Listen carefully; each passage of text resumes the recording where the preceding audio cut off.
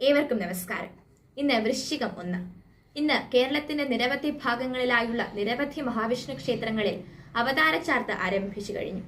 ഈ പുണ്യമുഹൂർത്തത്തിൽ മഹാവിഷ്ണുവിന്റെ ദശാവതാരങ്ങളെ കുറിച്ച് സംസാരിക്കുവാൻ ഞാൻ ആഗ്രഹിക്കുന്നു. മഹാവിഷ്ണുവിന്റെ ദശാവതാരങ്ങളിലെ ആദ്യ അവതാരമാണ് മത്സ്യാവതാരം. മത്സ്യാവതാരം മഹാവിഷ്ണുവിന്റെ സംരക്ഷണ ഭാവത്തെ സൂചിപ്പിക്കുന്നു.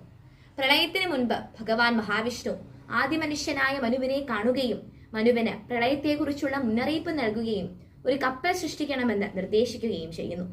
ഭഗവാന്റെ നിർദ്ദേശമനുസരിച്ച് മനു ഒരു കപ്പൽ സൃഷ്ടിക്കുന്നു. ഈ കപ്പലിൽ മനുവും വേദങ്ങളും ഉണ്ടായിരുന്നു.